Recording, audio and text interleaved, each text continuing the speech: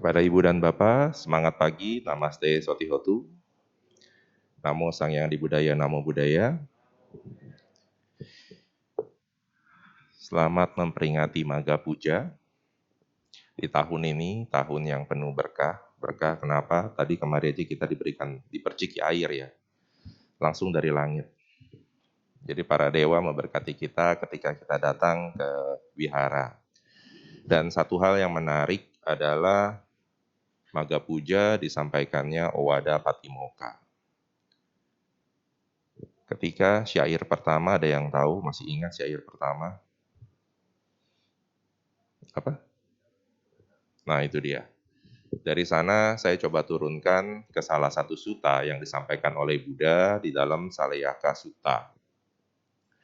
Diskursus atau khotbah kepada penduduk kota atau desa Sala.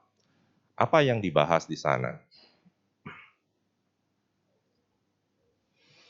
Jadi seperti biasa kalau saya mengajak Anda kita mempelajari sutta, kita bisa melihat latar belakang sutta, kepada siapa sutta itu diberikan, dan tentang apa. Nah, jadi 3 hal itu yang saya turunkan desa itu di desa Sala, ketika Buddha dan para muridnya bertemu dengan salah satu Brahmana Kosala, asalnya dari kota Sala, namanya Kosala, mengundang beliau beserta muridnya untuk mampir. Dan di desa sana banyak para Brahmana, bukan penduduk biasa, tetapi para Brahmana. Dan kemudian ketika mereka memberikan persembahan makan dan persembahan dana, mereka bertanya kepada Buddha, Buddha, jika tubuh ini hancur, maksudnya meninggal, kita meninggal, supaya tidak terlahir ke alam yang menyedihkan atau sengsara, atau bahasa lainnya neraka, apa yang harus dilakukan? Nah, jika Ibu dan Bapak, sahabat dalam Dhamma pernah mengingat 7 pertanyaan. Ada yang ingat nggak? Saya selalu mengulang 7 pertanyaan tuh, dari Subha kepada Buddha, yang terdapat dalam Cula Kama Vibhanga Sutta. Nah, ini kurang lebih hampir mirip. Tetapi di sini saya akan coba menurunkan salah satunya, apa yang dimaksud dari Owada Patimokkha. Jangan berbuat jahat.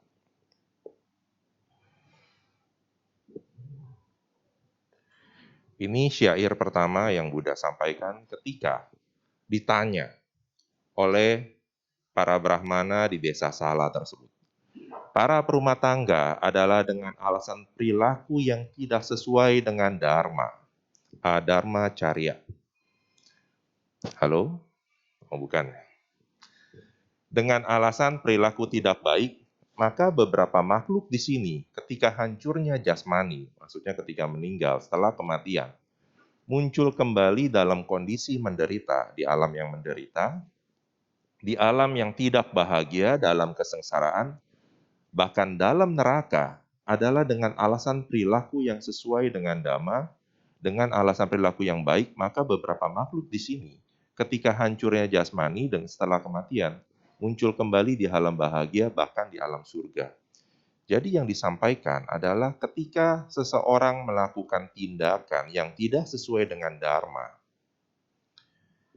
mereka akan terlahir ke alam yang tidak bahagia. Tetapi demikian juga sebaliknya. Nah, yang menarik juga adalah apa yang perbuatan-perbuatan tersebut yang dikategorikan sebagai adharma carya, tindakan yang tidak sesuai dengan dharma.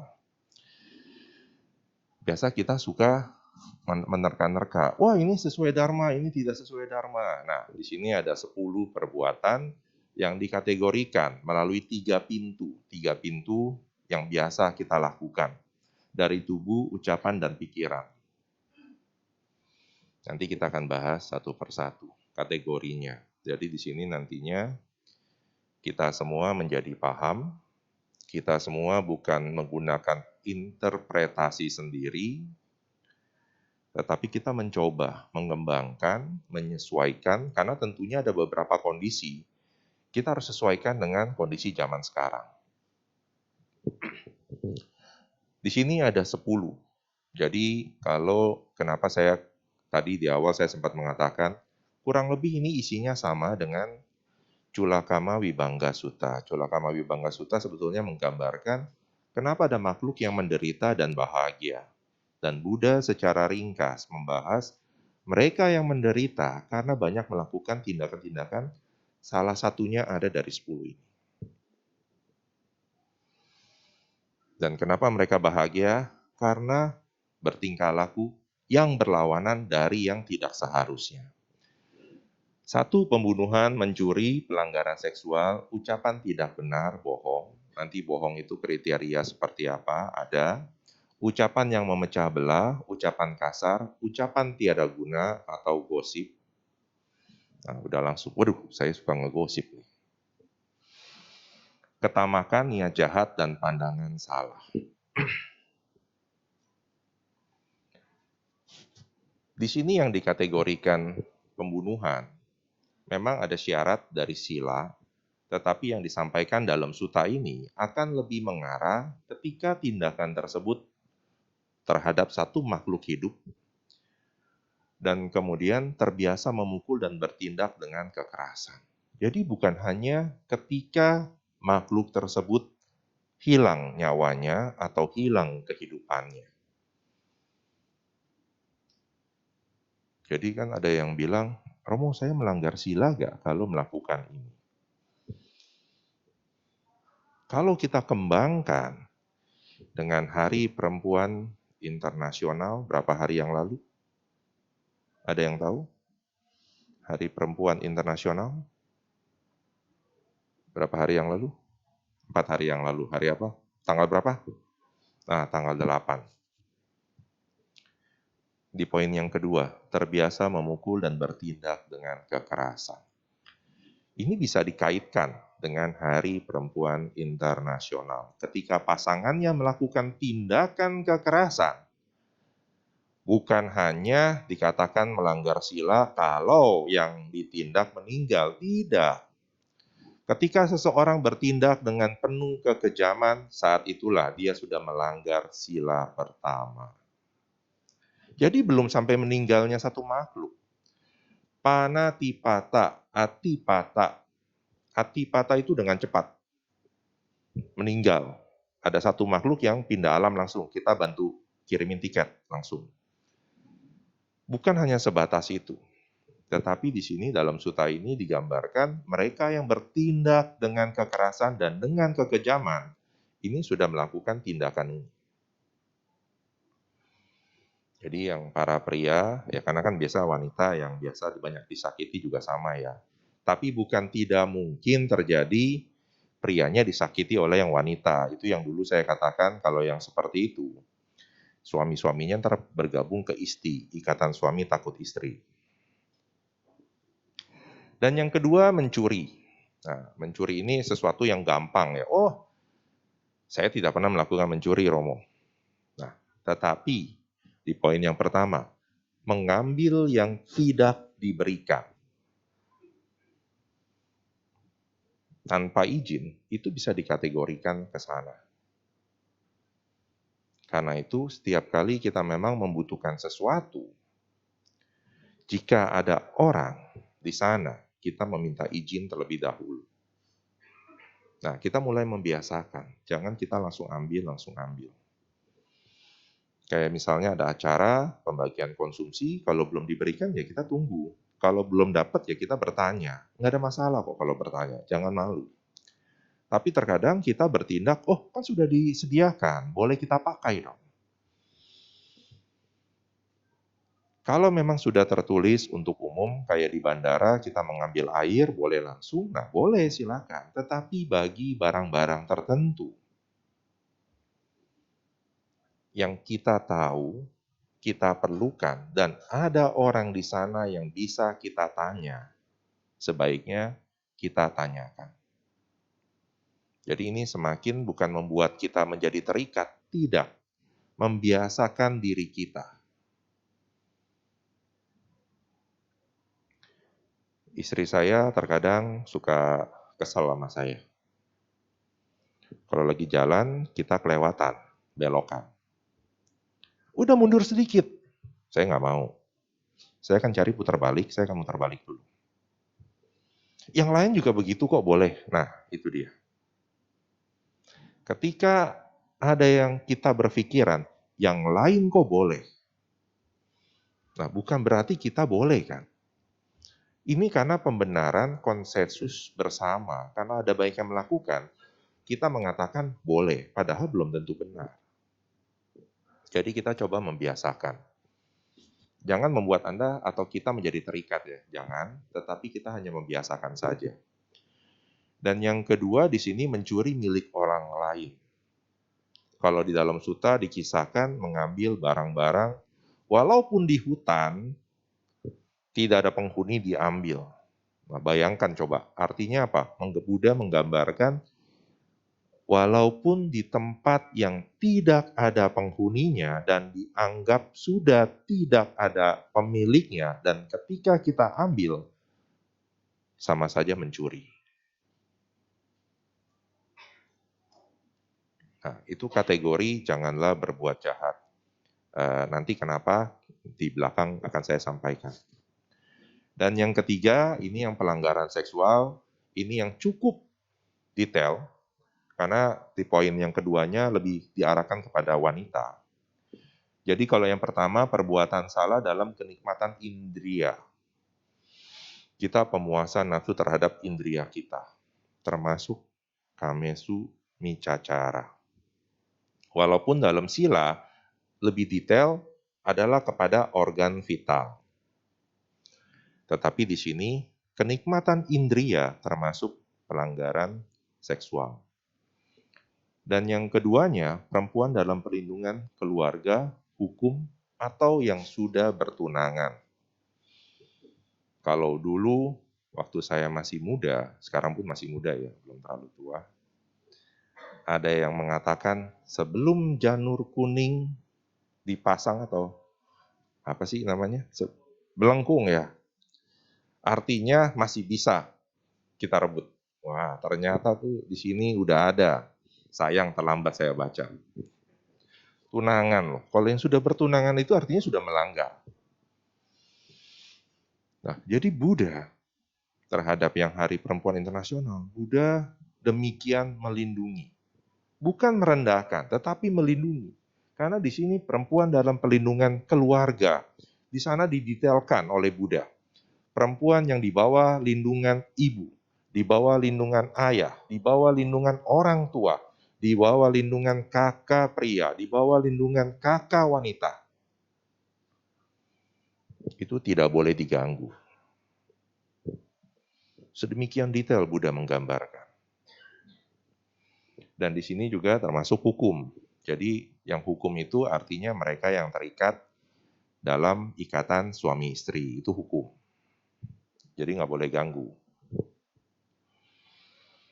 Dan yang keempat, ucapan tidak benar atau bohong. Nah, ada beberapa di antara kita, Romo boleh gak saya menggunakan istilahnya, saya lupa ya nama istilahnya ya. Saya berbohong demi kebenaran.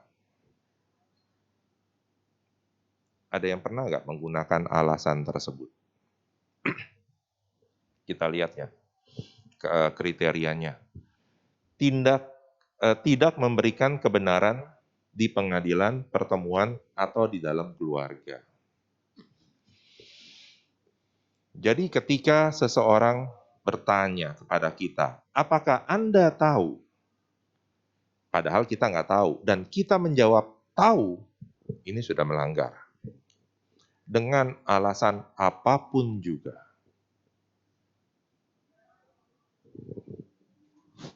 Kamu kalau gitu gimana dong jawabnya kalau saya ingin berbohong demi kebenaran? Ada ya istilah itu ya? Sebetulnya istilah itu tidak ada, berbohong demi kebenaran. Tetapi adalah bagaimana kebijaksanaan kita untuk menghadapi situasi tersebut. Mungkin Ibu dan Bapak, sahabat dalam Dhamma, pernah mengingat cerita Zen. Ketika ada seorang guru Zen yang sedang bermeditasi di bawah satu pohon, tiba-tiba Ada seorang yang sedang dikejar-kejar, orang ini merasa ketakutan, dan dia bersembunyi di atas pohon tersebut. Dan bilang kepada si guru Zen tersebut, jangan beritahu tempat saya bersembunyi. Dia naik ke atas pohon. Dan ketika rombongan orang yang mengejarnya bertanya kepada si guru Zen tersebut, apa yang dilakukan oleh guru Zen tersebut? Ayo, ini guru Zen. Dia bilang nggak boleh berbohong. Hai, orang tua, apakah engkau melihat orang yang berlari ke arah sini? Di mana orang tersebut? Apa jawaban dari si guru Zen tersebut? Ada yang tahu? Yang tidak tahu angkat tangan. Kan saya tinggal lihat yang tidak angkat tangan, berarti tahu. Bapak tahu jawabannya? Oh, nggak tahu, tadi nggak angkat tangan. Oke. Guru Zen tersebut tidak menjawab apa-apa, tapi hanya mengangkat jari begini. Ditanya sekali lagi, hai orang tua, apakah engkau melihat dan di mana orang yang kami kejar ini bersembunyi? Kembali dia mengangkat tangan. Sampai 3 kali dia mengangkat tangan. Saya atau kami mencari orang tersebut yang kami sedang kejar, bukan sedang mencari kamu. Jadi kamu tidak perlu mengangkat tangan. Ada yang tahu gak maksudnya kenapa dia mengangkat tangan? Dia tetap mengatakan kebenaran, tetapi tidak diungkapkan. Kebijaksanaan kita perlu kita latih agar seperti guru Zen tersebut, sehingga jangan sampai kita menggunakan kata-kata kita berbohong demi kebenaran. Kalau memang kita tidak sanggup untuk melakukan tersebut, kita diam. Seperti guru Zen itu diam, tetapi tubuhnya menunjukkan jawaban. Tapi semua orang tidak dapat menangkap jawabannya, karena dia tidak mau berbohong. Bukan saya ngajarin yang cara-cara lain ya, bukan. Ini ada di buku Zen. Dan kemudian di sini, yang menarik di sini ada yang ucapan memecah belah. Ini tindakan-tindakan yang terkadang kita secara tidak sadar kita lakukan. Yang poin pertama fitnah. Kalau fitnah kita udah tahu, oh ini tidak mungkin kita lakukan. Tetapi apa yang didengar diucapkan untuk memecah belah. Ini yang terkadang kita tidak sadar kita lakukan. Ketika ada yang mengatakan, wah si Pak Sarwan pelit. Maaf ya Pak Sarwan, sebagai contoh, biar kenal semua.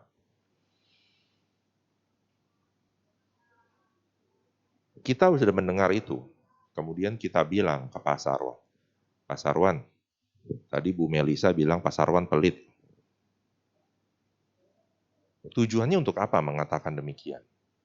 Kan Romo bilang jangan berbohong. Lalu untuk apa mengatakan hal demikian?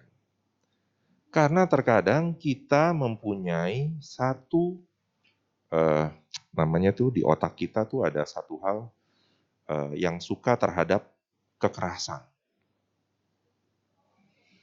Dan kita sangat menikmati kondisi-kondisi tersebut. Ketika ada orang yang lagi bertengkar, quarrel, kita merasa jadi micinnya, nambahin terus. Oh iya memang dia begitu loh, memang dia begitu. Akhirnya mereka terpecah belah. Yang ketiga, menikmati perselisihan.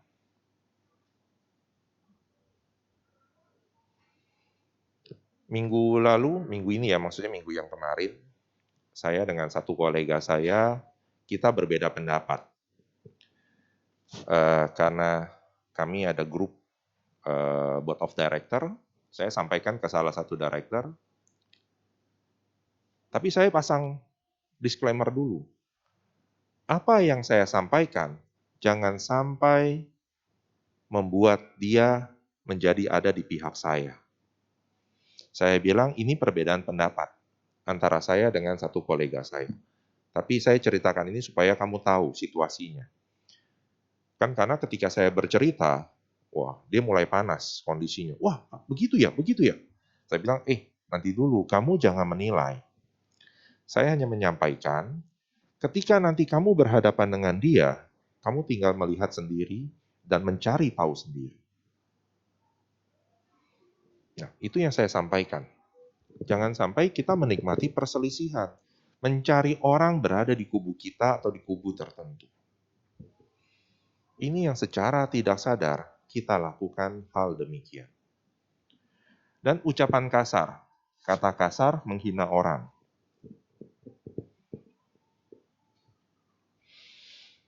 Dulu ada satu pemimpin kita gampang mengucapkan kata kasar, sehingga kita mengatakan yang penting benar, sama seperti dia jadi ngetop. Nah, bukan demikian. Kita juga harus menimbang apakah kata-kata kita akan menyakiti satu pihak tertentu. Ketika berbeda pendapat, sama lagi ya, ketika berbeda pendapat, kita sampaikan, tapi bukan dengan sesuatu yang kita ingin menghancurkan dia. Kenapa kata-kata kasar keluar? Karena kita ingin menang. Coba kembali dah, kita introspeksi. Kenapa kebun binatang kita bawa-bawa? Padahal kita bukan pemilik kebun binatang. Ya, karena kita ingin menghancurkan yang di hadapan kita dengan semua ungkapan kata-kata kita, dengan tajamnya lidah kita. Yang merasa lidahnya kurang tajam mungkin gosok gigi selalu lidahnya digosok-gosok, diasah. Supaya kalau berhadapan sama orang tajam. Nah, hal yang demikian tidak akan dapat membantu ketika kita berkomunikasi. Orang akan menjauhi. Salah satu klien saya, ini banyak ditinggal oleh stafnya. Yaitu, di dalam meeting resmi menggunakan aplikasi Zoom atau Teams dari Microsoft, dia dengan mudahnya harassment, kata-kata kasar. Tujuannya sih untuk memotivasi ya, tujuannya untuk memotivasi supaya target project tercapai. Tapi karena yang disampaikan bukannya memotivasi, malah demotivasi dan orang menjadi sakit hati. Saya waktu bertanya, memang kenapa ini? Timnya pada resign, Pak. Nah, padahal timnya berisi orang-orang yang baik. Karena saya kenal beberapa timnya. Nah, ini jangan sampai terjadi dalam keluarga kita dahulu. Ini yang paling seru. Ucapan tiada guna atau gosip. Nah, kriterianya apa? Di waktu yang salah, kita menyampaikan satu informasi. Dan informasi tersebut tidaklah benar. Bukan fakta, tidak berguna. Dan berlawanan dengan dharma. Tadi pagi saya mengabarkan ke grup saya bahwa istri dari Pak Muldoko meninggal dunia. Kebetulan anaknya salah satu rekan bisnis saya. Kawan saya langsung bilang, infonya valid gak? Saya bilang valid. Kenapa? Datang dari rekan kerjanya dan saya mendengar dari radio El Sinta ketika saya menuju kemari. Jam 4.48 di RSPAD Gatot Subroto. Nah, ini yang kita sampaikan, bukan ngegosip. Karena beberapa waktu yang lalu, contoh, mendiang Bante Djinadamo. Ada yang kenal dengan Bante Djinadamo? Seorang Bante dengan masa wasa terbanyak di Indonesia. Dikabarkan kolaps di Medan. Dan satu informasi sudah memberitahu beliau sudah meninggal dunia. Tiba-tiba beredar informasi yang lain. Beliau sudah sadar kembali dan sekarang sedang sarapan. Informasi pertama yang kami terima adalah dari Sangga. Informasi kedua yang beredar di masyarakat tidak tahu dari siapa. Langsung di semua grup kita informasikan, jangan termakan dari informasi yang bukan dikeluarkan oleh Sangga. Langsung hilang sendiri berita itu, yang dikabarkan beliau sudah bangkit keluar dari kamar dan sedang sarapan. Padahal Sangga yang di sana udah katakan beliau sudah wafat. Nah, sama kan, tiada guna. Di waktu yang salah, tidak berguna, bukan fakta. Nah, jadi kita harus bantu filter. Terkadang kan berita di WhatsApp bukan kita yang ucapkan. Nah, di sini yang tadi di awal sekali saya sampaikan, kita harus sesuaikan dengan perkembangan zaman sekarang. Kita tidak mengeluarkan ucapan, tetapi jari kita membantu menyampaikan. WhatsApp group, Line, Telegram, SMS. Bahkan mungkin ada yang memasang status di Facebook lagi. Ini yang harus kita hindari. Filter dulu, bantu filter. Mungkin masih ada yang ingat bahwa ketika kita melakukan tindakan, ada 17 sub-moment dari kita untuk tindakan tersebut sampai terjadi. Bisa dibayangkan ya, kita mau berpikir saja itu ada 17 sub-moment.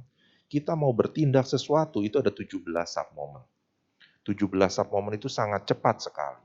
Tapi kalau kita bisa pilah perlahan-lahan, maka akan tergambarkan yang namanya upada titi bangga. Apa itu? Adanya kemunculan, dia bertahan dan akan lenyap. Ini akan memicu satu tindakan. Nah, jadi kita sebelum melakukan apapun, coba direnungkan dahulu. Ini akan membantu kita untuk bantu filter. Dan yang kedelapan, ketamakan. Tamak pada kekayaan dan kemakmuran. Jadi kita menginginkan semua yang belum kita miliki.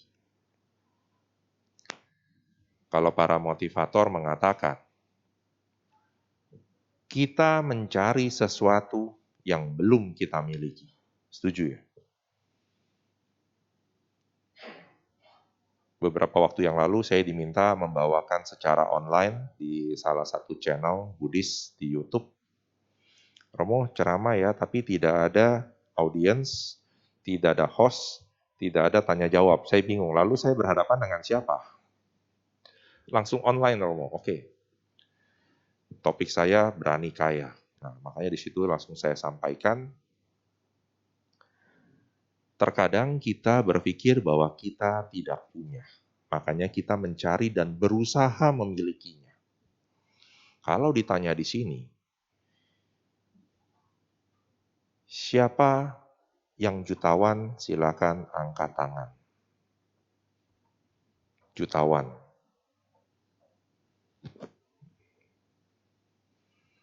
Kenapa tidak ada yang angkat tangan? Kita hitung. Baju yang Anda gunakan harganya berapa ratus ribu. Bawahan yang Anda gunakan harganya berapa ratus ribu. Bagi pria, jam tangan yang digunakan harganya berapa ratus ribu. Saya nggak bilang berapa juta ya, hanya berapa ratus ribu. Atau berapa puluh ribu. Kemudian para wanita, ada yang menggunakan giwang, menggunakan kalung, harganya berapa ratus ribu. Saya tidak mengatakan juta ya. Kalau kita totalkan semua outfit yang digunakan, lewat ya dari 1 juta. Sama plus kacamata, harganya berapa ratus ribu. Kalau sudah lewat dari 1 juta, kita semua berhak disebut sebagai seorang jutawan. Nah itu dia. Anda jangan berpikir yang jauh-jauh. Kita yaitu berpikirnya jauh sehingga ada ketamakan kita yang muncul. Karena kita selalu berpikir, kita belum ke sana. Ada yang tahu nggak nyampe ke sananya itu kapan? Saya baru dibilang oleh salah satu rekan kerja saya, si dia hebat loh. Per bulan sudah penghasilan 100 juta. Dan dia sudah punya ikrar. Kalau sampai 200 juta, dia akan stop bisnis. Biar bisnisnya passive income-nya jalan sendiri. Saya bilang ke kawan saya, nanti kita lihat ya, kalau dia bilang seperti itu, apakah dia akan bilang, oh ternyata gue udah nyampe nih 200. Nanti ya setelah 300 juta, bahwa dia akan beristirahat. Nanti kita lihat. Nah, ada beberapa hal ketika kita memiliki sesuatu, kalau kita kurang puas, santuti, kita akan berusaha mempunyainya lebih. Bukan tidak boleh. Tetapi ini yang waspada. Kita harus waspada. Jangan sampai kita terjebak yang tadi ketamakan. Kalau ada yang sudah membaca White Ocean Strategy, penulisnya seorang pengusaha dari Thailand, yaitu di Thailand, beliau dan beberapa pemuka agama di Thailand, termasuk Biku Sangga di sana, menggerakkan yang namanya ekonomi berkecukupan. Jadi supaya orang merasa puas terhadap apa yang dimiliki. Para petani dilatih meditasi, Anda bayangkan. Saya pertama baca buku itu agak-agak, ini terlalu ideal. Tapi ternyata Thailand sudah memberlakukan hal tersebut. Dan mereka tahu kalau digerakkan di kota, gerakan ini akan sangat sulit dijalani. Mereka menggerakkan justru dari pinggiran. Nelayan, petani, semua digerakkan. Dan sampai sekarang, ini adalah salah satu percontohan ekonomi Buddhis. Dan yang ke-9, niat jahat, pikiran permusuhan.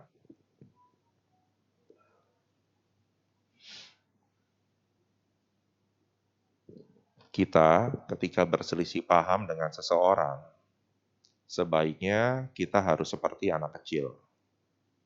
Anak kecil kalau bertengkar, 5 menit, 10 menit, 1 jam lah paling lama. Mereka akan bermain kembali. Coba kalau kita cuman kesenggol dikit, berselisih paham, itu bisa seumur hidup tuh. Tidak saling bersapa. Padahal ini ternyata termasuk salah satu niat jahat. Karena kita tidak mau bertemu dengan dia. Tidak mau berhubungan dengan apapun yang dengan musuh kita, yang kita anggap musuh. Sehingga kita membuat jarak.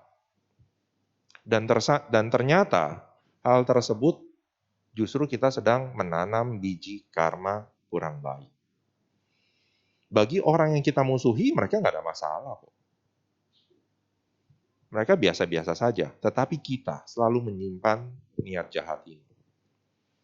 Wah, si ini telah menyakiti saya. Si ini sudah merugikan saya. Si ini merendahkan saya.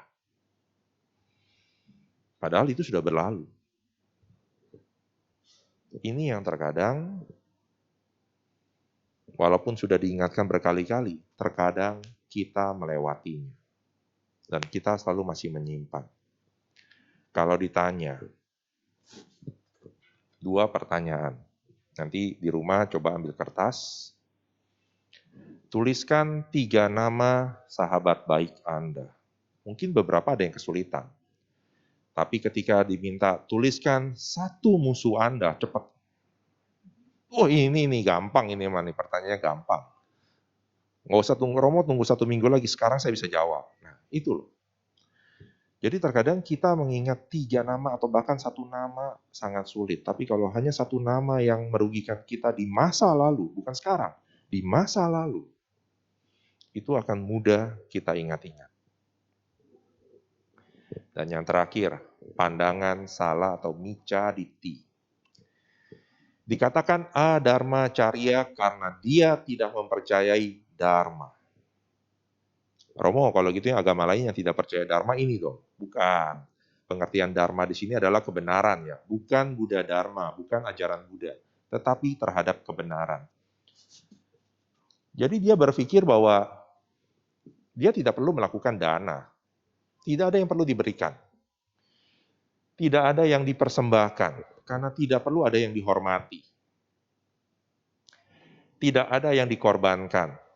Maksudnya dikorbankan ini bukan pengorbanannya, termasuk kategori dana. Tidak ada buah atau akibat dari perbuatan baik dan buruk. Bahwa apa yang dilakukan akan hilang, tidak menghasilkan sesuatu. Tidak ada dunia ini, tidak ada dunia lain. Padahal dunia lain dulu pernah ada ya di RCTI ya. Bahwa dia berprinsip bahwa ya ini hanya 1 kali kehidupan. Tidak ada alam lain. Tidak ada ibu dan ayah. Mungkin karena dia merasa dia dewa ya. Tapi itu pun juga ditentang. Tidak ada makhluk-makhluk yang terlahir kembali secara spontan. Nah ini kalau yang berpikir ini nih namanya bukan au lagi ya, auban ya. Benar-benar auban. Karena dia tidak menghargai ibu dan ayah karena dia berpikir bahwa kehidupan dia adalah haknya dia, bukan diberikan. Dan dia juga tidak menghargai dewa. Dan yang terakhir, dia tidak beranggapan bahwa ada orang suci atau Arya. Nah, ini semua yang membuat atau dapat dengan adanya Micaditi, 9 ke atas dapat dilakukan dengan mudah. Karena berpikir bahwa hidup hanya satu kali dan tidak akan menghasilkan apa-apa. Dan sampai sekarang masih banyak orang yang mempunyai pemikiran seperti ini. Dan ini Buddha sudah merimain. Saya lupa menampilkan satu lagi, saya belum masukkan. Jadi dari sini, dari 10 tindakan di sini ada kombinasi dari 3 akar. Akar loba, akar dosa, dan akar moha. Jadi 10 tindakan ini, tindakan yang kurang baik ini, dilatari bukan hanya satu, tapi bisa dari kombinasi 3 ini. Nah, ketika ini disampaikan oleh Buddha, jadi Buddha belum selesai, langsung Buddha menyambung. Agar mereka sebagai orang-orang yang dharma carya, artinya yang mengenali atau memahami dharma, yang bertindak sesuai dengan dharma, bertindak kebalikan dari sini. Artinya tidak membunuh, tidak mencuri, tidak melakukan pelanggaran. Dan di sini sampai yang ke-10, mereka mempunyai pengetahuan. Nah ini pentingnya kita mempunyai pengetahuan, supaya kita jangan sampai Micaditi. Dan mereka yang dharma carya akan terlahir ke alam yang lebih baik atau surga. Dan setelah disampaikan, para penduduk kota Sala berbahagia. Dan mereka seperti biasa mengucapkan terima kasih dengan bernamaskara 3 kali. Demikian diskursus tentang kota Sala selesai saya sampaikan, dan semoga 10 tindakan kurang baik ini dapat mendukung kita untuk tidak dilakukan. Karena kita udah tahu nih sekarang. Jadi yang bagi beberapa di antara kita yang lemah, seperti tadi ada gosip, ucapan kasar, yang kalau berpikir bahwa panatipata itu kalau hanya sebatas membunuh, tidak. Kalau di dalam bahasa Inggrisnya ada yang blood cruel, tindakan berdarah dingin, maksudnya apa ya? Sadis. Tindakan sadis itu juga termasuk panatipata. Walaupun secara konsep sila untuk yang panatipata, kalau itu disyaratkan sampai pelanggaran terjadi kalau sampai ada makhluk yang hilang nyawa. Ini tidak. Ini bahkan tindakan yang mengarah ke sana, ini termasuk. Jadi kalau bisa kita tidak lakukan, bukan hanya sebatas dihindari, tidak kita lakukan. Ini akan sangat jauh mendukung kita untuk menghargai kehidupan ini dan menghargai kesempatan kita. 2 minggu lalu, kembali saya ucapkan 3 syair, Udang jiwitang, yawani banang, saranang gacami, damang, sanggang jiwitang, yawani banang, saranang gacami. Lalu ada umat yang bertanya kepada saya, Romo artinya apa? Artinya, baca Buddha Nusati, Dhamma Nusati, Sangha Nusati. Di situ ada, saya bilang. Tapi saya sampaikan juga, aku berlindung kepada Buddha, Dhamma, dan Sangha hingga tercapainya Nibbana. Kenapa? Kalau kita sudah mempunyai pengetahuan Dharma, Buddha Dharma, sekarang, dan kemudian kontrak kita selesai di sini, dan kita mendapat kesempatan terulang sebagai manusia, apakah kita mau belajar lagi dari TK sampai kuliah tentang ajaran Buddha? Sulit. Karena itu, kita harus mengkaitkan aditana kita, supaya di kehidupan yang lain pun, berkenalan atau belajar ajaran Buddha, kita naik tingkat. Karena kalau diulang, kapan nyampainya masuk arus? Ini yang diperlukan. Jadi kalau ada yang berkata, Romo, kemarin saya mengikuti satu di UKSW, Universitas Kristen Satya Wacana ya, di Jawa Tengah.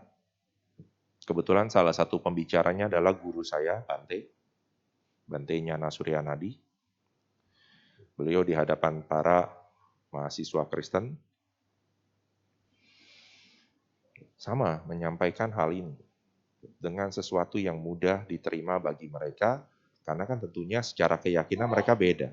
Ada yang bertanya, kalau yang beragama, religius, dibandingkan dengan mereka yang tidak beragama, ateis, siapa yang lebih kuat menghadapi perubahan zaman? Ayo, jawabannya apa? Paling gampang dibilangnya religius kan? Tapi apa benar yang religius lebih tahan banting? Nah, yang disampaikan guru saya bukan membahas tentang ateisnya. Tapi bagaimana ateis ini, guru saya menyampaikan adalah mereka yang ateis ini bukan tidak percaya Tuhan, tetapi mereka menggunakan logika. Dan di beberapa kesempatan, mereka lebih handal dibandingkan yang religius. Kenapa? Yang religius langsung bilang, karma buruk saya sedang berbuah. Udahlah, saya diam aja lah. Biarkan karma buruk saya habis berbuah. Selesai. Benar gak? Tapi yang dibilang ateis atau yang menggunakan logika, mereka akan selalu berusaha mencari jalan. Kok ini saya kurang nyaman ya? Saya berubah lagi pakai cara ini. Oh kurang nyaman ya? Saya akan berubah lagi pakai cara ini. Dia tidak pernah akan menyalahkan karma. Kita termasuk yang mana nih? Ayo, agama Buddha ini termasuk yang mana? Nah, saya sangat kagum sekali dengan jawaban guru saya. Beliau tidak terjebak dengan konsep ateis. Karena saya katakan yang ateis ini sebetulnya itu mereka yang mencoba mencari jawaban sendiri. Mereka yang tidak menggantungkan jawaban. Ketika sesuatu masalah, tinggal menyalahkan yang digantung itu. Sama kayak kita.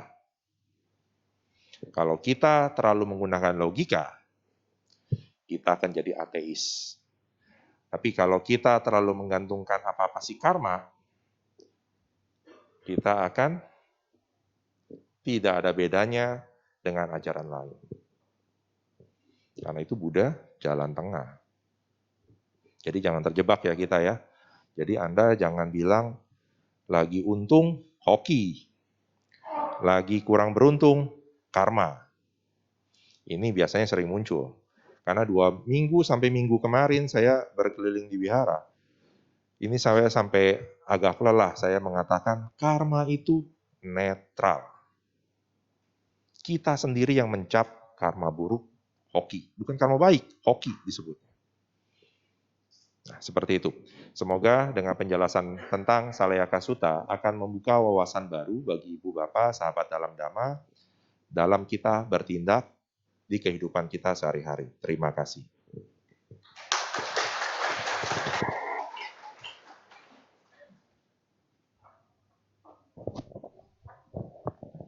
Terima kasih Romo atas Dhamma Desananya pada hari ini. Selanjutnya kita akan memasuki sesi tanya jawab. Ada 2 cara untuk sesi tanya jawab. Yang pertama secara langsung Bapak Ibu yang ingin bertanya langsung kepada Romo bisa maju ke depan. Dan cara kedua adalah dengan menuliskan pertanyaan di kertas. Nanti saya akan ambil kertas itu untuk dibacakan kepada Romo. Sambil menunggu pertanyaannya masuk, kita akan mendengarkan satu buah lagu yang akan dipersembahkan oleh grup PDS.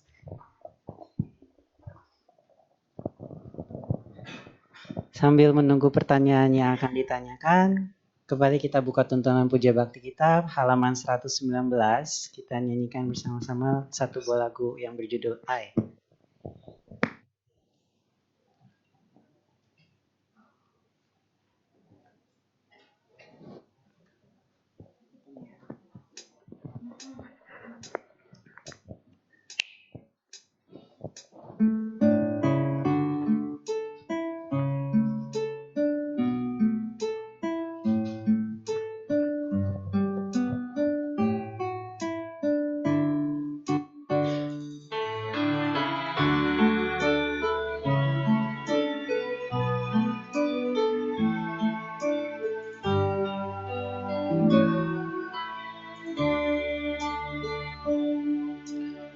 世界有花开，也有花落，人也要经过生老病死。虽然是一种孤单，也是旧的机会，只要心中有爱，一无所谓。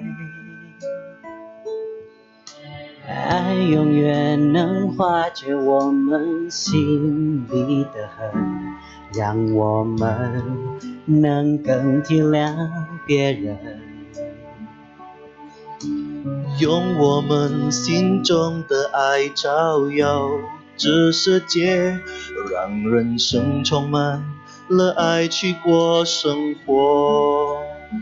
我们相信有爱，生活更有意义。拥有这杯善良的心，我们该更明白佛法的道理。来生的幸福靠近天修。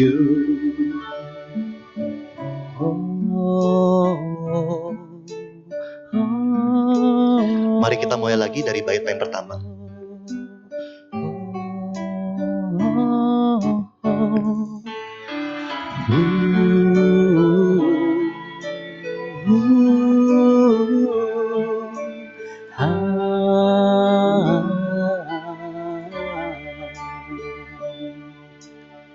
世界有花开，也有花落，人也要经过生老病死。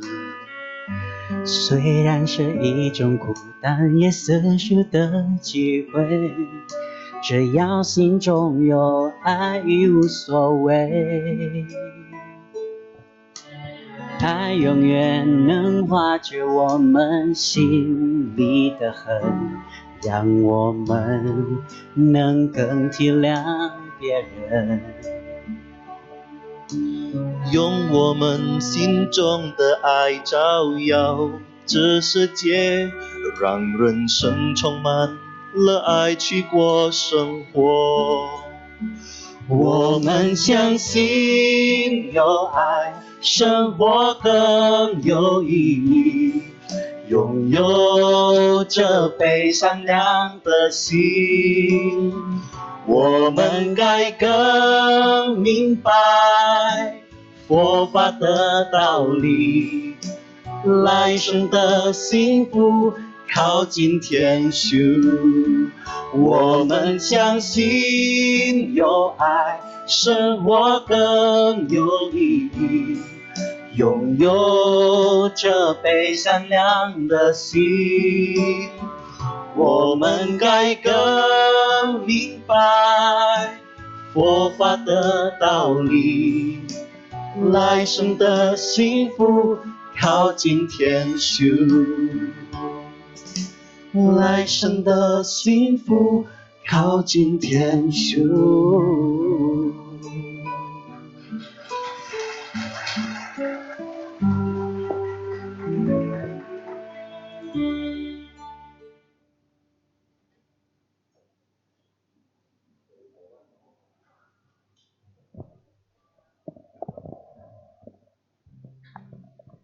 Baik, selanjutnya kita akan masuk ke sesi tanya jawab. Mungkin saya buka dulu, apakah ada dari umat yang ingin bertanya langsung kepada Romo? Saya persilakan maju. Iya, yang dari belakang dulu, Bapak. Silakan.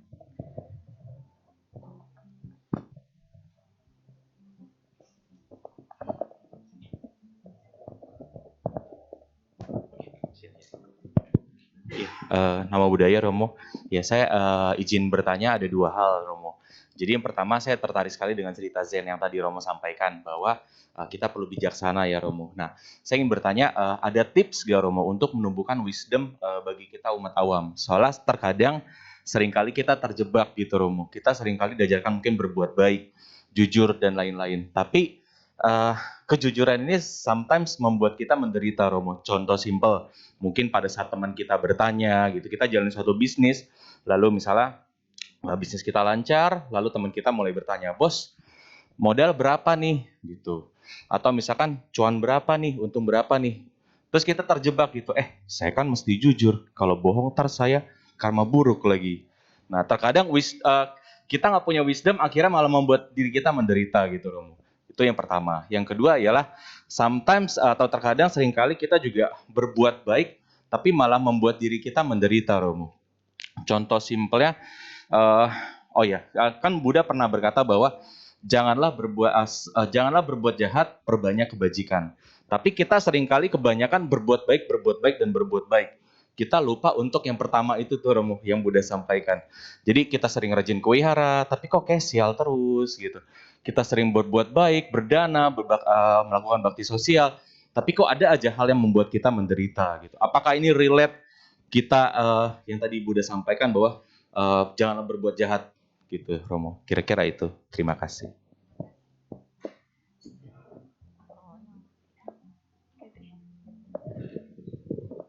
Terima kasih Pak Angga ya. Oh, Pak Swasugi. Pak Angga dari siapa tadi? Terlintas di pikiran saya. Pertanyaan yang sangat relevan dalam kehidupan kita sehari-hari. Ketika saya melakukan negosiasi, jadi belum menjawab pertanyaan Bapak, tapi mungkin bisa terjawab dari cerita saya sempat ditanya, kan saya IT. IT itu related dengan project, kita membuat development software, ditanya, Mendes Pak Kresno berapa? Nggak mungkin Pak, Mendes kemahalan segini. Yang saya sampaikan bukan, Bapak nggak percaya nih saya keluarin hitungan saya. Tidak. Tetapi yang saya sampaikan adalah, Pak, yang pertama perusahaan kami sudah 20 tahun. Dan kami sudah berada di semua perusahaan multinasional. Dan kami mendeliver pekerjaan berupa hasil seperti ini. Apakah menurut Bapak secara harga kami tidak berhak untuk mendapatkan angka tersebut? Itu yang saya sampaikan. Kenapa? Ya agar kita bisa menunjukkan value kita. Bedanya apa? Kalau ditanya software house, apa bedanya perusahaan saya dengan perusahaan orang lain? Pasti sama, software house juga sama kok. Selama dikasih waktu, saya bisa membuat apa yang Gojek buat. Saya bisa membuat apa yang Topet buat. Tapi kan value-nya beda. Kalau saya bikin sekarang, dengan mereka bikin yang dari awal, mereka sudah punya value sebagai pioneer. Nah, kita harus menunjukkan value kita, bukan menunjukkan modal. Jadi, berbuat baik itu bukan berarti jujur kita open di depan semua customer kita. Tidak, itu justru kurang bijaksana. Kita seakan-akan, saya kemarin cerita dengan kolega saya pernah dilarang untuk presentasi di depan klien. Dibilangnya saya terlalu jujur. Saya hanya mengatakan, katakan solusi yang baik seperti apa, solusi yang kurang baik seperti apa. Saya bilang ini nggak ada urusannya. Dan tetap akhirnya kami kok yang dipilih kok. Justru orang punya trust ketika kita bisa menunjukkan satu justifikasi bahwa kita itu netral dan kita berusaha menunjukkan yang terbaik, solusi terbaik. Jadi ketika dalam posisi tersebut, bukan berarti kita tidak jujur kalau kita tidak breakdown modal kita. COGS kan, cost of goods sold, itu milik company. Kita nggak perlu open. Kenapa? Once kita open, kompetitor tahu bahaya. Mereka bisa pasang harga di bawah kita. Jadi kita sampaikan value kita. Nah, jadi jujur itu sama seperti yang tadi ya Guru Zen. Terkadang kita tidak perlu ucapkan, tapi kita tunjukkan dengan hasil. Perusahaan kami pernah di blacklist oleh salah satu perusahaan yang besar yang berwarna biru di Indonesia ini. 1 tahun saya nggak boleh bisnis dengan dia. Tapi kami tetap menunjukkan goodwill, setiap ada event, setiap ada kejadian, saya selalu ketemu. Dan ada satu event ketemu dengan CEO-nya. Dan akhirnya CEO-nya secara nggak langsung makan siang bareng saya, langsung bilang, Pak Kresno datang ya ke company saya punya CTO baru, Bapak bisa kenalan dengan beliau, Bapak coba diskusikan apa yang Bapak bisa bawa ke company saya. Anda bayangkan, dari saya di blacklist, saya diajak kembali masuk, dan sekarang sudah 3 tahun, setiap tahun ada 2 proyek yang saya terima dari sana. Nah, itu yang kita tunjukkan. Bagaimana kita bisa dipercaya, trust, dengan hasil. Jadi terkadang menunjukkan modal, terkadang kita seperti merasa ingin dikasihani. Lihat tuh Pak, saya cuma untung segini loh Pak, cuannya Pak. Udahlah Pak, Bapak beli dari saya. Nah, orang jadi malah ragu-ragu, ini yakin nggak nih? Tahu dari mana cuannya cuma 5%? Atau belakangnya ada lagi angka 0, 50%. Jadi untungnya itu mestinya tuh sekitar 100% atau 150%. Nah, itu yang kita lakukan. Nah, untuk bisa sampai, saya tidak mengatakan saya bijaksana. Saya mahir di dunia saya, ya karena saya hampir 25 tahun di bisnis yang sama. Bisnis IT. Jadi kalau untuk mahir, bukan berarti kita mahir tip and triknya di bisnis, ya kita memang harus kuasai bisnis tersebut. Dan untuk wisdomnya, ya dengan datang ke wihara ini salah satu cara kita untuk bisa menjadi wisdom. Kenapa? Karena pada saat Anda duduk di belakang sana, melihat yang di depan sini, bukan saya, nanti mungkin minggu depan kan ganti. Kita membuka diri kita untuk mendengar. Inilah salah satu cara untuk wisdom. Istri saya lagi kesal sama saya seminggu ini. Istri saya terus yang kesal ya. Kenapa? Biasanya kan di radio, saya di mobil, nyetel radio, musik ya. Ini enggak. Saya style YouTube. Tapi bukan film, bukan musik. Tapi tentang teori, dan teori. Karena saya sedang menyelesaikan tesis saya, jadi saya butuh banyak masukan.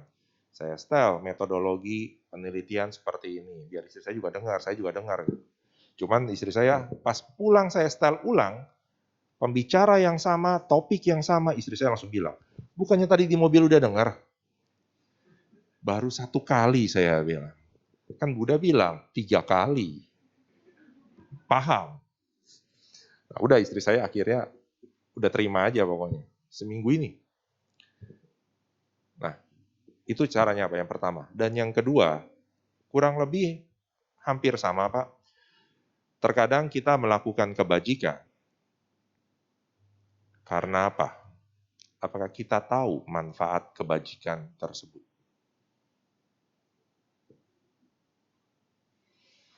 Kita tidak tahu manfaat itu.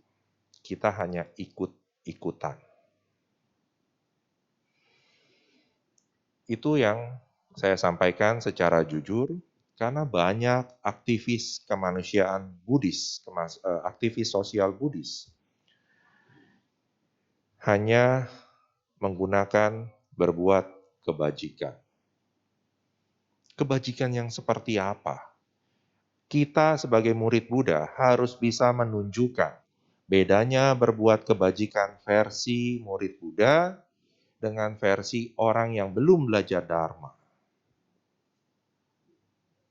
Karena standar berbuat kebajikan di ajaran Buddha banyak sekali. Tapi jangan Anda kaget atau, kalau gitu sia-sia dong. Jangan berpikir seperti itu. Anda, kita ada yang belum tahu. Seperti dana, ada yang bilang, Kres, teman saya tahu saya pandita, tapi manggil saya kan Kres karena beda agama. Kalau kita berbuat ini cukup gak ya? Saya tanya, kamu tahu manfaatnya nggak? Kan yang penting berbuat baik. Manfaatnya gue nggak perlu pikirin. Nah itu dia, kita sudah melupakan. Ada 4 syarat. Si penerima sama si pemberi. 4 syarat ini kombinasi. Kesempurnaan si penerima dan si pemberi. Yang pertama, dua-duanya tidak sempurna. Si pemberi dan si penerima. Yang kedua, si penerima sempurna, si pemberi tidak sempurna. Yang ketiga, si pemberi sempurna, si penerima tidak sempurna. Yang keempat, pemberi dan penerima sempurna dua-duanya. Ini salah satu syarat berbuat kebajikan yang ada di Dakina Wibangga Sutta. Jadi ada, Buddha mengajarkan. Dan kalau kita berbuat kebajikan dan kita menderita, Anda atau kita belum berbuat kebajikan karena kita merasa menderita. Kan Romo, saya berbuat kebajikan untuk orang lain. Saya mengorbankan diri saya. Mengorbankan. Artinya kita terpaksa. Nggak ada kerelaan di sana. Kita belum bijaksana untuk menilai diri kita ikhlas. Nah, lakukan secara bertahap. Karena itu, di Owada Patimokkha, janganlah berbuat jahat. Kenapa bukan yang pertama? Tambahkanlah kebajikan, janganlah berbuat jahat. Ayo, ada yang pernah merenungkan nggak? Karena ketika tidak ada pikiran yang jahat atau tindakan yang jahat yang muncul di diri kita untuk makhluk lain, pada saat itulah kebajikan sudah ada, benihnya sudah ada. Tinggal ditambah, kita tinggal menyirami, memberi pupuk, mengkondisikan supaya kebajikan ini bertumbuh. Buddha itu sangat wise sekali. Beliau tahu, karena beliau adalah seorang manusia. Dan beliau memahami pikiran manusia. Seperti itu, Pak Sugi. Semoga dapat diterima. Terima kasih. Ada yang lain? Masih ada 100 lagi? Ini umatnya ada 100. Oh, enggak ada. Oh, 3 aja, 3. Baik, terima kasih. Terima kasih Romo. Selanjutnya tadi ada Ko Vincent yang angkat tangan ingin bertanya langsung. Satyato Romo. Satyato. Ya, terima kasih atas ceramahnya, luar biasa Romo. Saya juga ada 2 pertanyaan Romo, izin bertanya. Yang pertama, apakah prank itu termasuk melanggar sila? Terutama ya, prank yang istilahnya tidak ada niat buruk atau hanya sifatnya bercanda, tapi yang kena prank itu kena telak. Jadi sampai misalnya nangis, anxiety, gelisah galau merana, atau sampai bahkan marah-marah gitu. Terus habis itu pas udah habis selesai kena prank gitu kan, ke bawah gitu, itu misalkan coba lihat ada kamera, kena deh gitu misalkan gitu kan. Jadi misalkan kayak prank-prank semacam itu, apakah di Buddhis itu oke-oke saja gitu, fine-fine saja, apakah itu termasuk tetap melanggar sila Romo? Apalagi sampai menimbulkan korban. Lalu yang kedua Romo, misalkan seseorang yang profesinya di dunia peran, seni teater atau apa, kemudian memiliki peran sebagai tokoh antagonis, di mana sebagai peran itu dia juga ada di mana adegan harus bercap kata-kata kasar, di mana kan ibaratnya bertentangan dengan sila. Jadi dia kan istilahnya benar-benar berkata kasar pada saat itu. Terlepas ya entah itu memang pembawaannya benar-benar real atau enggak gitu kan. Nah, seperti itu, atau bahkan misalnya lagu gitu, misalnya nyanyi lagu yang ada kata-kata kasarnya gitu, itu kan apa termasuk juga pelanggaran sila jika dilakukan Romo. Jadi dalam konteks seni lah gitu Romo. Ya itu saja Romo, terima kasih. Ya, terima kasih. 2 pertanyaan ini akan saya langsung jawab. Sebetulnya ini ada sempat pembahasan di grup pandita kami yang peran ini sebaiknya dihindari. Kenapa? Karena kalau yang tokohnya antagonis akan dibenci orang. Nah, jadi kalau yang mau jadi aktor, artis, carilah tokoh protagonis yang disayang orang. Kalau zamannya saya dulu ada yang Ibu Subangun, ada yang tahu? Wah, itu sampai dia keluar rumah, orang masih teringat perannya. Padahal itu dia lagi sebagai orang biasa. Sampai sempat kena maki. Lain kali lu ngomong jangan begini ya, kasihan sih itu. Padahal itu lagi peran loh, peran di TV. Tapi orang bisa terbawa. Bukan si pelaksananya, tetapi orang di luar sana. Nah, di ajaran Buddha bukan dikategorikan melanggar sila, tetapi ini adalah salah satu jenis pekerjaan yang kalau memungkinkan dihindari. Kalau memungkinkan dihindari. Karena kasusnya itu. Kalau pranknya sebetulnya tergantung kondisi. Tapi kalau sampai membuat seseorang menderita, sudah pasti bukan kita melanggar sila. Tapi tadi ini, hal yang tidak baik yang dilakukan. Sila yang mana ya akan sulit kalau kita melihat sebatas sila. Tetapi orang tersebut menderita itu yang kurang baik. Itu aja sih. Jadi nggak apa-apa. Saya juga terkadang suka ngeprank orang kok. Saya dibilang muka saya ini poker face. Ada yang tahu poker face? Kalau yang suka main poker tahu. Saya nggak bisa main poker. Tapi waktu itu ada yang bilang, muka lu poker face. Antara lu ngomong bener sama bohong, nggak ada yang bisa ngebedain. Datar aja. Memang muka saya datar. Tapi datar ini maksudnya ekspresinya, bukan mukanya datar ya. Kalau mukanya datar ini Sadako. Hantu-hantu Jepang mukanya datar. Nah, ini yang terkadang saya juga lakukan. Tapi lakukan adalah untuk sebatas menghibur orang. Menghibur maksudnya pas lagi meeting, lagi pada ribut-ribut. Terkadang saya lempar joke atau saya jadikan satu orang sebagai victim korban, maksudnya sebagai yang dituju. Contohnya apa? Tahu-tahu saya bangun, ulang tahun ya, selamat ulang tahun ya. Wow, semua langsung pada salamin dia gitu. Bingung-bingung kan? Pak, saya nggak ulang tahun Pak. Ya nggak apa-apa lah, yang penting semua happy kan saya bilang. Nah, itu kan ngeprank juga kan? Ya tapi hal-hal seperti itu. Jadi bukan bikin orang jadi nangis gitu. Seperti itu ya. Terima kasih. Terima kasih Romo. Selanjutnya saya izin baca pertanyaan yang masuk. Yang pertama, ini agak yang lagi ngetrend sih Romo. Apakah perilaku LGBT termasuk pelanggaran seksual dalam agama Buddha? Terima kasih. Ya, itu satu doang ya pertanyaannya. Masih ada dua. Oh, dua lagi. Oke. Yang LGBT termasuk, udah gampang. Kenapa? Di sini yang di bawah 17 tahun ada? Ayo ngaku. Ada, tutup kuping coba. Kame sumica. Mica ini adalah artinya tadi, mica diti. Tidak sesuai. Kamesu, kame itu kama, yang dilakukan oleh badan. Cara itu cara yang tidak sesuai, yang dilakukan oleh badan. Gampang kan artinya, dari bahasa Pali. Ketika satu organ tubuh kita yang digunakan tidak semestinya, itu udah termasuk sana. Nah, LGBT, contohnya paling gampang, bukan saya anti LGBT ya, tidak. Tetapi ini karena ada pertanyaan, saya memberikan satu gambaran. Pria dan pria, bagaimana cara dia memuaskan pasangannya?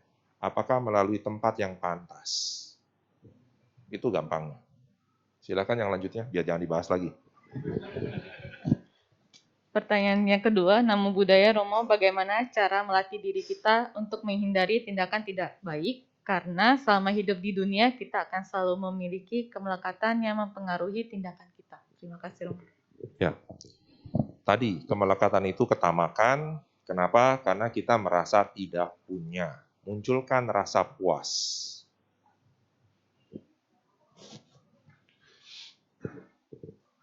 Siapa di sini yang udah pakai S23 Ultra Samsung? Nggak ada yang angkat tangan, cuma saya sendiri. Artinya saya pakai dong. Saya ikut pre-ordernya. Oh, Romo ikut pre-order. Iya, dan saya dapat. Istri saya udah bilang, udah pakai aja sendiri. Karena teman saya ternyata tidak jadi beli. Jadi dia nitip ke saya. Saya udah pesenin, ternyata dia belinya Volt. Saya udah bingung nih, ini saya beli buat apa? Saya masih punya handphone, saya masih nyala. Akhirnya saya bawa ke kantor, saya tanya-tanya ke kawan saya lihat handphonenya yang bermasalah siapa. Kan gampang. Ada satu kawan saya, dia pakai handphone yang WA sudah tidak mau jalan di handphonenya. Artinya versinya udah di bawah. Saya cuma nanya, bro, handphone lu semuanya bisa dipakai? Bisa, ini buat main game ini, buat main game ini. WA yang di mana WA? Saya bilang WA dulu. Dia pakai Samsung yang sudah 5 tahun terakhir. Saya langsung tawarin, bro mau gak nih? Gua ada pre-order, tapi si ini ternyata belinya Fold. Gua gak mau pakai. Kawan saya hanya berkata, dia masih bisa pakai handphone yang sekarang.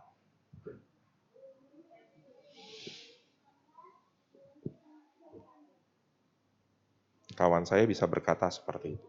Posisi dia sama saya sama. Tapi kemudian dia bilang, kenapa lu mau jual? Ya karena tadi pikir dia nitip. Ternyata dia udah keburu beli Fold. Karena saya belinya last order, itu datangnya di minggu kemarin tanggal 4 Maret. Dia beli tanggal 3 Maret. Selisih sehari. Karena dipikir saya tidak dapat. Jadi ketika dia langsung mampir ke toko Samsung, pas dia lihat, oh dia prefernya Fold, bukan S23 Ultra. Nah, yang ditunjukkan kawan saya, ini adalah satu bentuk santuti. Tapi dia tetap beli. Kenapa? Karena dia berpikir, saya juga nggak pakai. Dia sebetulnya beli ya tujuannya membantu saya. Karena saya bilang saya juga nggak pakai. Walaupun istri saya udah ngizinin, Menki udah kasih izin. Boleh pakai kok. Saya bilang nggak mau, saya punya masih bagus kok. Baru 2 tahun, masuk udah tahun ketiga saya bilang. Nah, akhirnya kawan saya yang beli. Nah, hal yang seperti itu. Kita harus punya santuti, rasa puas. Nah, jadi kita jangan tamak. Bukan kita nggak boleh punya keinginan loh. Keinginan boleh, tapi jangan melekat. Boleh sukses gak? Boleh. Boleh kaya gak? Boleh. Harus malahan. Kalau saya katakan ada yang bertanya, apakah murid Buddha boleh kaya? Bukannya boleh, tetapi harus kaya. Karena kalau tidak, siapa yang mau menunjang sangga? Sangga nggak bekerja loh. Kita yang akan mendukung sangga. Kita adalah pelayan sangga. Kita adalah penunjang sangga. Sehingga kita harus sukses dan kaya. Tapi jangan sampai melekat. Ada gak? Banyak. Pak Met di sini ada pengusaha. Pak Luki ada. Pak Siwi ada. Pak Yusti ada. Bisa mereka tunjukkan. Dan kebetulan tesis saya juga tentang membahas ekonomi Buddhis.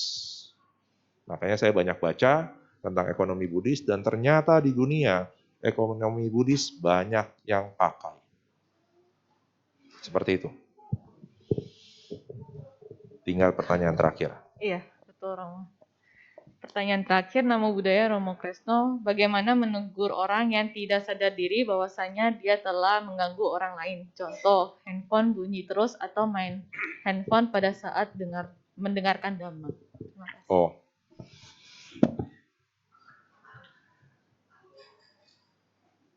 Ini pertanyaan yang sangat sulit ya. Ya, sebetulnya kan gampang, kita tinggal tegur, tapi jangan memunculkan emosi di diri kita. Itu aja pesan saya. Karena kalau yang ditegur tidak sadar-sadar, apakah salahnya kita? Enggak kan? Ya udah.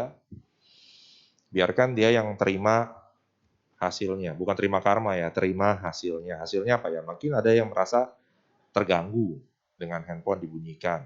Contoh paling gampang. Ketika saya sedang melakukan pemberkatan pernikahan pengantin, di awal saya juga sudah menyampaikan handphone di silence atau digetarkan. Dan ternyata handphone yang bunyi adalah milik dari orang tua mempelai. Masa saya tegur, Om, kan tadi udah dibilang, kok masih dinyalain? Kan nggak begitu kan? Saya hanya ya tadi meledek, halo, Maaf ya, anak saya sedang sedang dalam pernikahan, saya tidak bisa mengangkat telepon. Saya langsung ngomong begitu. Si omnya langsung gak buru-buru malu gitu.